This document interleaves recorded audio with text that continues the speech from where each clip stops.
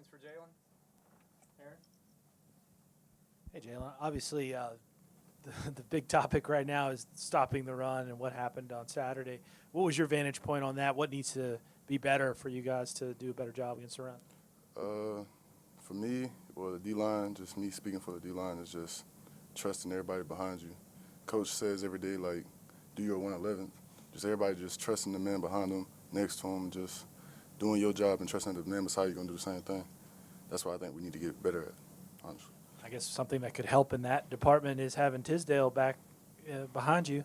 What can he – I mean, I guess start with what he's been like just sort of with you guys when he hasn't been able to play, and then what can he mean coming back? For me, like, what I've been seeing is him just still being around. Like, I haven't seen him down throughout this whole process.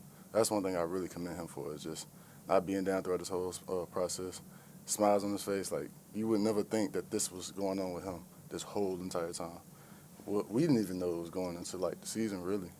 But him being back is just going to bring another aspect to the game as far as, like, seniority. Like, a veteran, he had, like, multiple snaps just like I have, and most of our defense.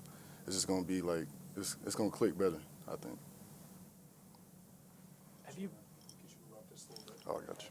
My bad. Have you been close with Tisdale, like, through your careers? Or? Yeah, definitely, because remember I started off in the linebacker room, so when he got here is like kind of when I was getting my first couple snaps and as being a linebacker. So I've always been close with Allen just throughout my whole process being here. So, yeah. We talked. It was either Keller or Lawson, and we were asking like who was helping them along, and they were saying it was Tisdale. Like, yeah, so I guess you've probably seen those interactions with those younger guys, right? Yep.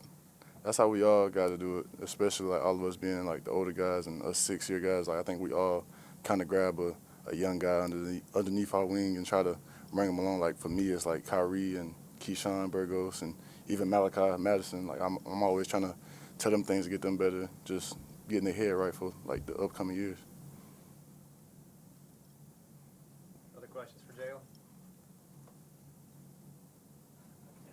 Good. I mean, Miami, obviously always a big deal, right? Just your thoughts. I mean, I know they're kind of struggling a little bit too. I mean, how important is this to play well on Saturday against a rival? It's a conference game for me. Like, it's just we need it. We got to bounce back. We've kind of been in a slump lately. I think we, as a team and as a program, need this win to just bring us back and just to shake us from the funk, for real. Like, that's how I really feel about it. I'm assuming getting pressure on Van Dyke will probably be a priority. Yes, sir. That's one thing we've been emphasizing. It's kind of been something we've slacked on the last 2 weeks, honestly. And as a D-line, we've all come together and said that we need to do this. So it's been like after practice, extra pass rush drills and stuff like that. It's not like we're not just saying, oh, forget the run. Like, forget the pass. Like, we definitely need to start being better pass rushers. That's our biggest challenge this week. Now, with Coach Marv not calling the plays yet, he's going to do that next year. But sort of what is your interaction with Coach Marv, and sort of what is, I guess, his role in developing you? I guess outside looking in, y'all don't really see it. But Coach, like, personally, I wouldn't even say that he wasn't calling the plays. Like, it don't feel like that. Like, he still runs the defense, like, throughout the practice. He's still the juice guy. Like, he's bringing all the juice. Like, he got us all, like, disciplined to the point where he'll say, what's our standard? Everybody yelling out excellence, just like it's like robot mechanics. But it's something we've been needing for a while, discipline. And he's bringing that a lot. And I love Coach Moore. Like, I'm loving the whole coaching staff. Like, this is the best staff I've been around since I've been here. Brooke, and then we'll come back to Andy. How's it going? Hey. Coach Pry said that halfway through the season that there are positives there that are moving you guys forward. He's not discouraged. What are some of those positives that you've seen through 6 games that will, bring you guys motivation through the end of the season?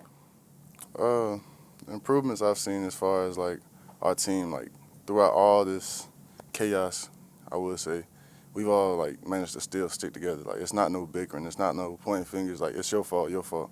We've managed to really stay tight and connected. And I really, like, in the past, it's not been that way. It's always been, you know what I'm saying, like, people will just fall apart here and there, but, like, we've just been sticking together, and it's bringing us tighter and tighter.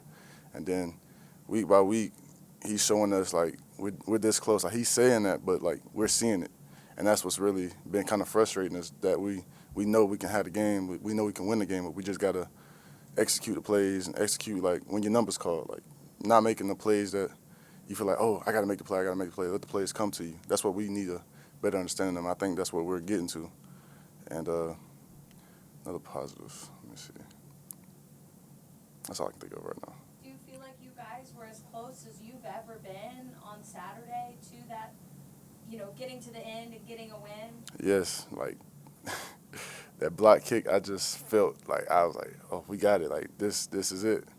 But fortunately, it ain't fall out that way. But like I said, we see, like, it's all on us. Like, we're shooting ourselves in the foot, but we're going to get it right this week. And that's what I'm going to try to emphasize with everybody, especially in my room. And I feel like that's what the other captains are going to do as well. Thanks. Andy. Jaylen, just individually, you're in your 6th year here. I'm curious, was that an easy decision to come back for another year? I know didn't you have like a little surgery after the season? Was there any point where you're like, is this worth it to keep coming back? You're the first person that ever asked me that.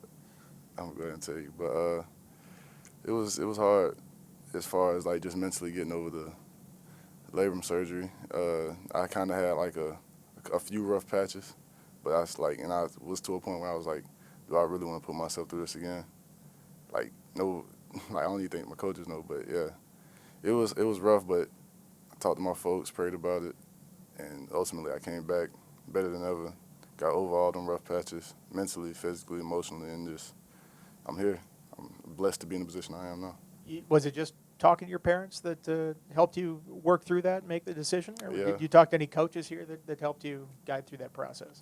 No, it was more so just my family. Really, I say my parents, but I think more so my brothers. Like, they pushed me more than anything as far as just like, nah, bro, we got to see you. You keep us going, like, throughout their process. So just seeing them and hearing that from them kind of pushed me on to keep going throughout the season. And you said it was a torn labrum? Yeah, it was When torn did that labrum. happen? Honestly, I couldn't tell you. I just know I played the whole season with kind of a banged-up shoulder. Come on UVA first quarter, a bad fit with my shoulder, and it kind of just let go of me. But it was never really, like, it never popped out of place, none of that. It was just, it's good now. Let's go out to Zoom for a couple. On Zoom, we'll use the raise hand feature again for questions, and we'll start with David. Yeah, Jaylen, you had 6 tackles on Saturday at Pitt, a career high for you. What did you feel about just the way you played and the way your defensive line kind of got in the backfield, 11 tackles for loss as a group? For me personally, I didn't even realize how many tackles I had until after the game. Like, it felt like a normal game for me as far as that until, like, I got back to the bus and checked my phone. Phone blowing up from my pops. Like, he's recording every tackle, sending it to me. Keep going, keep going, keep going. Like, that's when it kind of hit me. And then when he sent me the stat lineup, 2.5 TFLs, season high, career high, 6 tackles, career high. I was like, man, like, like, it was just crazy to me. And then, like, now he told me, he was like, well, you done messed up now. You showed me you could do it, so you got to keep doing it. So that's what I challenge myself to do, is keep on stacking stuff like that, stacking games like that, just for me and to better myself. Do you feel like you're playing with kind of a newfound energy? How do you feel like your overall play this season has been? Yeah, I feel like I'm starting to evolve a little more, and that's coming with me being a 6-year senior. Like, I see things a lot quicker than somebody younger than me would. It's just like I'm being able to identify plays, identify blocks, and just seeing everything faster is what's helping me a lot. Just move around and just not really thinking so much and just going. Any final questions for Jaylen on Zoom? Okay, Travis. All right, anything else in the room for Jaylen? Thanks, everybody. Thanks. Appreciate it. Thank